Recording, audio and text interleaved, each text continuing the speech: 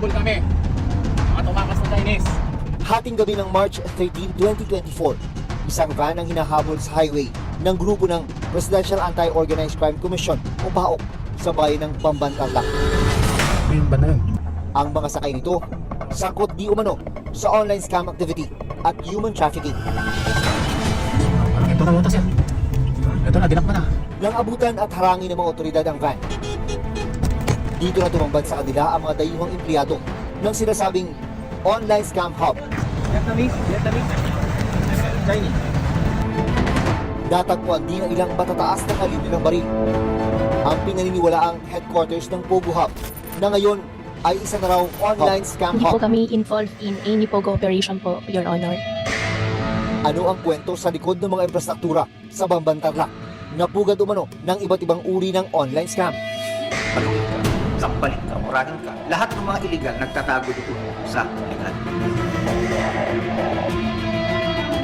Ito yung mga panakot nila, Sa mga trabaho, mga violators, sa mga hindi makakota.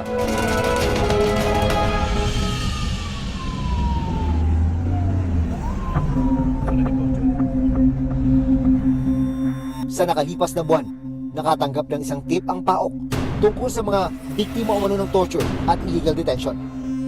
Ang mga biktima matatagpuan daw sa isang Pogo Hub sa Bamban-Tarlac. merong nakatakas na Vietnamese. Then, nung nakatakas siya, he was able to go into a farm owned by a Filipino-American retiree. At yung taong yun, sinumbong sa pastor na kaibigan ng deputy namin sa PAO. March 1, nakatanggap naman ako ng tawag mula sa Malaysian Embassy. Meron din silang national na pinipigil na makaalis doon. Hostage din. Nang makumpleto na ang mga impormasyon tungkol sa umano'y human trafficking at iba pang iligal na aktibidad sa Pogo Hub sa Bamban-Tarlac, nag-organisa na ng operasyon ang Presidential Anti-Organized Crime Commission. Noong March 13, tumulak mula rito sa Kamkrame papuntang Bamban-Tarlac ang operating unit ng PAOK. Emergency. Hanggang nitong March 13, 2024, isang van ang hinabol sa highway ng mga otoridad sa Tarlac. Nang abutan at harangin ng mga otoridad ang van, Parang montas yan. Ito na, dinakpa na. Ipitin mo. Okay, you. Don't run. dito na nila nakita ang mga dayuhang empleyado ng sinasabing online scam hub. Vietnamese, Chinese. Pagsikat ng araw, dumiretso ang mga otoridad sa itinuturong headquarters ng mga nahuli sa Bamban-Tarlac. Binubuo ito ng 37 buildings. Sa investigasyon ng PAOK, lumabas na Zone 1 Technology Incorporated ang operator ng Pogo Hub na ngayon ay isa na raw scam hub. We don't call them Pogo Hubs. Oo nga pala. I'll call them scam hubs. Yes. Iba po yung legal. Pero yun nga, nakapagtataka rito, itong mga na-raid namin lately, SKK, itong Smart Web, yung Bamban, lahat po yung legal. Lahat ng mga illegal nagtatago doon sa legal. Datuklasang nangyayari dito ang iba't ibang scam activity o panloloko. Tulad ng love scam, kung saan paiibigin ng mga empleyado ang kanilang biktima sa loob ng 5 araw. At kapag nahulog na sa patibong ang biktima, dito na nila uutangan o di kaya'y pipiliting mag-invest ng pera ang biktima. Kapag hindi nila na-meet yung quota na yon for any given time, may katumbas din po. Ipinaliwanag sa amin ng PAOK kung paano ang kanilang modus. Ito yung typical na setup ng lab scam po. So merong higaan, para kung magre-request ng live chat yung customer, yung biktima mo, kunyari nakiga ka rito, nagpapamasahe ka, diba? Pwede naglalaro ka doon, pwede nagte-treadmill ka, pwedeng nagpapasauna ka, lahat. May shabu-shabu pa. Halos ganito ba yung nakita nyo sa Bamban? Yes. Sa Bamban, name it, they're all over. Bakit? Paano? Para mas madaling mainganyo at mapapaniwala yung kanilang biktima. Na yung kanilang kausap ay hindi bot, hindi AI.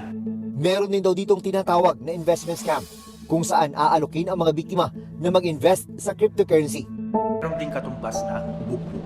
So, ang daming bugbugan doon. Meron silang designated group of individuals Yes, ang tawag sa kanila parang enforcer, taga-bugbog. Trabaho nilang takutin ka, trabaho nilang bugbugin ka. Makikita pa sa loob ng isang gusali sa Bamban ang cellphone na ginagamit umano sa panloloko. May natagpuan ding script na ginagamit ng mga empleyado sa pang-i-scam. This begins with the profiling, yung paghahanap mo ng biktima. So sabi dito, After adding to WhatsApp, you must reply to your customer's message in time. Real time, so to speak. If a customer is slow to reply or doesn't reply to your customer, just delete him and don't waste your time. Hanap ka ng panibago. Hanap na ng bago, move on ka na agad, Yes, no? move on agad. Tumulak ang reporter's notebook sa Bambantarlac kung nasaan ang sinasabing scam hub. Sa impapawid, kapansin-pansin ang lawak at laki ng compound na niraid ng mga otoridad. May mga gusali, dormitoryo, villas, at pati Olympic-sized swimming pool. Nung mapasok ng mga otoridad ang loob ng mga villa, May entertainment po. maliban sa mga mamahaling kagamitan, nadiskubring may network ng mga tunnel sa loob.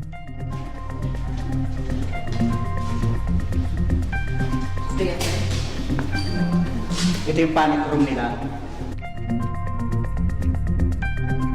Sa labas, samut-sari naman ang nakaparadang luxury cars. Nang imbestigahan ng PAOK ang mga estruktura sa Pogo Hub, kada villa pa lang, tinatayang nasa 44 million pesos na ang halaga. Nang mailusad ng operasyon, dito na naglabasan ang ilang questionabling detalye tungkol sa Pogo Hub, lalo na ang lokasyon na ito, na nasa likuran ng pala ng mismong munisipyo ng Banban. Nang imbestigahan ng PAOK ang property, lumalabas na may koneksyon di umano ang mismong alkalde ng Bamban na si Alice Guo. Dito na nagsimula ang investigasyon ng Senado tungkol sa sinasabing partisipasyon umano ni Guo sa illegal na scam hub na dating Pogo Hub. Yun yung bumili ka ng lupa at nagtayo ng mga gusali doon, ikaw yung may-ari ng lupa. Tama?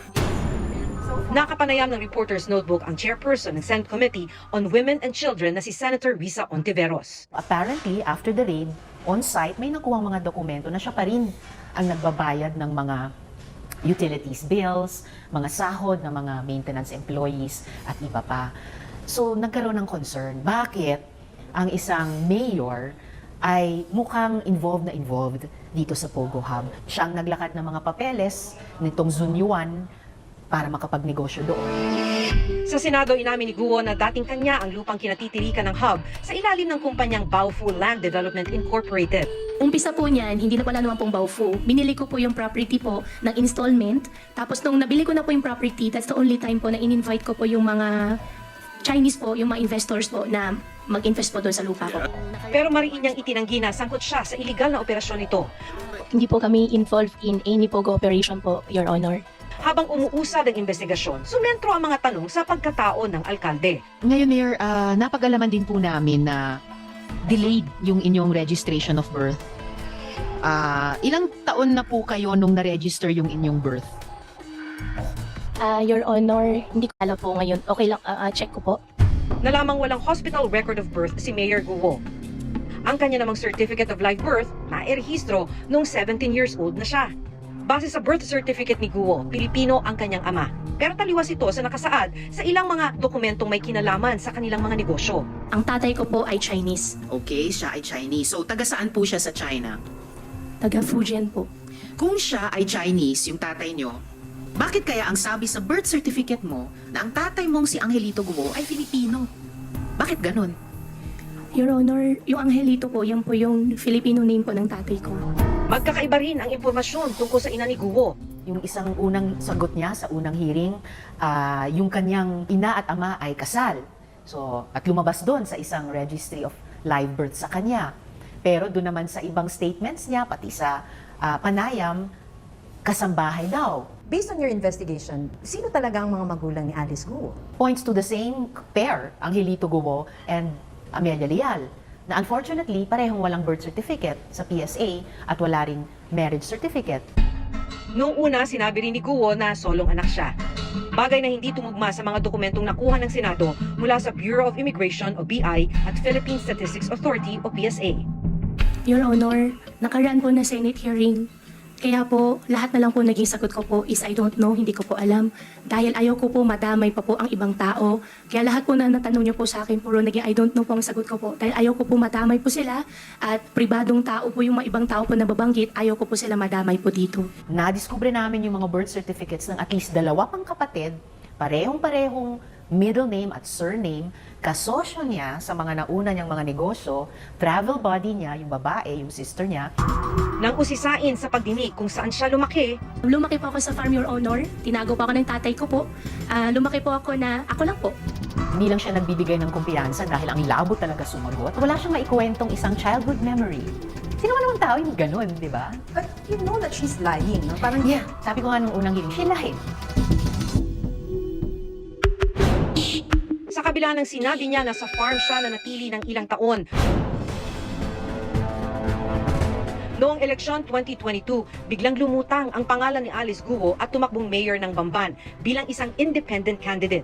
Maraming salamat po sa suporta ninyo sa buong team po ni Alice Guo. Base sa kanyang Statement of Contributions and Expenditures o SOSE, gumastos siya ng mahigit 130,000 pesos sa kampanya. para sa isang LGU position, that's very difficult. Lalo na kalaban pa niya was a barangay chairperson.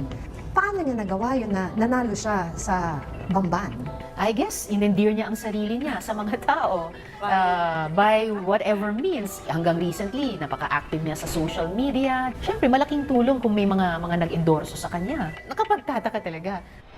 Kinuha namin ang opinyon ng isang political analyst tungkol sa nangyaring pagdinig kay Mayor Alice Guo. Kasi ang pinag-uusapan dito, yung integridad ng ating eleksyon yung mga kandidato natin, yung mga pipiliin, pagpipilian ng mga botante natin, ay nararapat lamang na unang-una, sumasang-ayon doon sa batas. Praise na po natin ang buong team ko po! Kung questionable ang kanyang pagkakakilanlan o nationality, paano nga ba siya pinayagang makatakbo? Talaga bang na-vet yung background niya, no? Kasi trabaho dapat niya ng COMELEC. Lalo't lalo kung pinag-uusapan natin ay yung mga basic na bagay katulad ng siya ba ay citizen. Maraming salamat! Ang duty po kasi ng komisyon ay ministerial na kung saan tatanggapin namin ang certificates of candidacy basta kumpleto yung lahat ng items doon sa form ng COC at ito po ay under oath. Ibig sabihin po, wala po kaming power to request additional documents because hindi po kami pwedeng mag-reject o mag-reject ng filing of the certificates of candidacy. Sa ilang beses na pagtatanong kay Guo sa pagdinig ng Senado, ilang ulit din niyang sinabi na isa siyang Pilipino. Ako po ay isang Filipino. Ano yung implication kung mapatunayan na hindi siya Filipino citizen? If Mayor Alice Guo is proven to be not Filipino, yung isang immediate implication ay posibleng matanggal siya sa pagiging mayor. Makailang ulit din sinabi ni Guo na isa siyang simpleng mamamayan. You have assets of almost 300 billion pesos, Mayor. Para sa akin po, hindi yan simpleng tao lamang.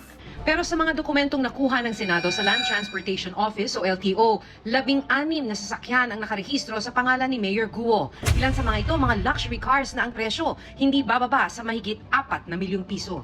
Why does it matter? Because she's a Filipino government official. Para maging opisyal ka ng gobyerno, simpleng kailangang Pilipino ka. Kung hindi mo masabi o hindi maipakita consistently ng mga dokumento mo, makaka-insecure. Do you believe na hindi sa kanya yung McLaren? Sabi niya, pinahiram Bayan daw sa kanya. daw, nasa bayan sale daw, hiniram lang daw niya. Nung unang nakita, mayroong conduction sticker na nung tinrace namin sa LTO, hindi naman sa isang McLaren nakadikit sa isang hamak na utility vehicle. And 2 days later, nakitang muli yung McLaren, wala na yung conduction sticker. Wala pong dokumento po na magpapatunay po na ako po yung may-ari po, Your Honor. Kasi mayroon pong car show po sa Tarlac that time. Opo. Wala pong dokumento po, hiniram ko lang po siya. Sa Statement of Assets, Liabilities and Net Worth o SALN ni Mayor Guo na inilabas ng Senado, nakadeklara na nagmamay-ari siya ng 3 dump truck na nagkakahalaga ng 2 million pesos kada isa, isang motor vehicle worth 11 million pesos at isang helicopter na nagkakahalaga naman ng 60 million pesos. Pero sabi ni Guo, ngayong 2024, ibinenta na niya ang chopper sa isang British company. Gusto ko naman po talagang negosyo po doon sa chopper ay gagawin po siya parang air taxi. However po, hindi po nag-push through, binenta ko na lang po. Ang cash in bank naman niya ay 200 million pesos. Nagdeklara naman siya ng liabilities na 250 million pesos. Maliban sa mga sasakyan, ilang negosyo rin ni Guo ang sinilip sa investigasyon.